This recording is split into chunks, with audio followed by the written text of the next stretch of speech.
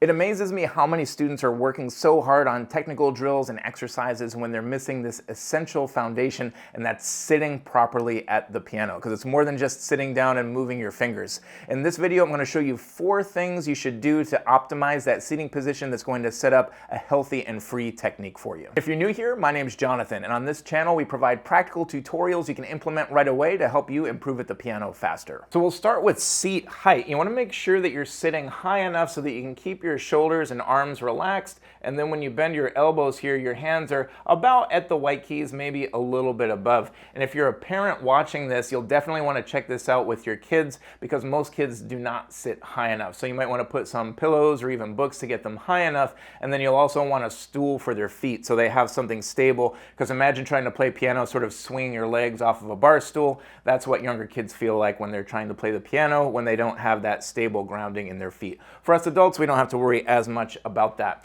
And then when you're sitting, this is point number 2, you want to feel your sit bones in here. If you feel here, there are 2 bones, almost like skis almost, and you want to sit in such a way that you're balanced on those 2. So that's tip number 2. And then going to number 3, you want to make sure that you're sitting far enough from the fall board or far enough from the keyboard. And this is where so many students tend to sit way too close. So the way to work that out is put your arms straight out in front of you, and then you want your knuckles to be about right here at the fall board, or if you're on a keyboard, just think where the keys kind of end here. That's where you want your knuckles to be. And again, you want to be sitting in a straight position. So if you're leaning back or you're leaning forward, that means you need to adjust the placement of your seat. Most people find that all of a sudden they have all this wonderful freedom in their arms once they implement this.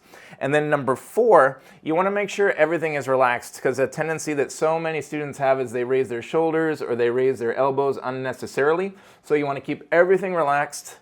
Almost imagine like your arms are kind of hanging off those shoulders, and then when you lightly kind of bend your elbows right here, and everything else is relaxed. And then the next step for rock solid technique is to make sure you have the right wrist height, which I cover in this video here. I'll see you there.